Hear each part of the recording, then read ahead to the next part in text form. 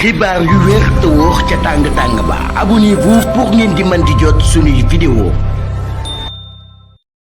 dal leen ak jàmm seen chaîne bi di Buzz 221 HD. kii di Mansour Faye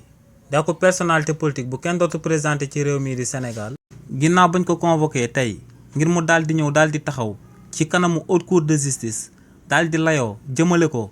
ci luñ ko fi tuumaal te moom mooy que ne dafa daal di jël alal bu Sénégal yëpp daal di bokk mu daal di koy luubal te xaalis boobee moo ngi toll ci 2 milliards de francs CFA. si li ni mel kii di Mansour Faye dafa waxoon que ne 2 milliards de francs CFA yooyee yoru ko tey yoru ko suba te buñ ko ooloo ci kanamu haute cour de justice lu leer ba am moom mooy que ne du génnee 0 franc ne da koy daal di cautionné. waaye nag ginnaaw ba ko kii di Mansour Faye fësalee kàddu yooyee kii di Marème Faye Sall di rakam ak ñi nga xam ne dañoo daal di bokk ci famille wu Marème Faye Sall ñoom daal di nañuy génn daal di fësal leneen ndax kii di Marème Faye Sall ak ñi nga xam ne moom la Mansour Faye bokkal famille ñoom ne pare nañ pour daal di génnee 2 milliards de francs CFA yooyee nga xam ne moom la ñuy daal di tiiñal seen frère seen mag ak seen rakk boobee di Mansour Faye ginnaaw buñ ko taxawalee tey ci haute cour de justice. ñoom ne dinañ daal di fexe ba 2 milliards yooyee ñu daal di koy génnee daal di koy fay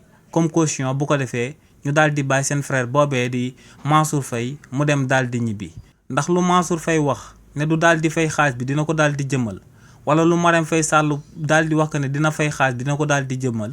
li ni mel si lu yàggul dara ci ay waxtu ci kanam dinañ ci daal di xam dara ndax kookee di Mansour Faye tey la war a daal di taxaw ci ëttu àttekaay bi ñu dippee haute cour de justice daal di fay layoo jëmale ko ci coowal détournement bu toll ci 2 milliards bi nga xam ne moom lañ ko daal di toppee ci réewu Sénégal te mu daal di concerné fonds force Covid 19 bi nga xam ne moom lañ ko jébbaloon ginnaaw ba mu fi daan nekk ministre ci régime président Macky Sall.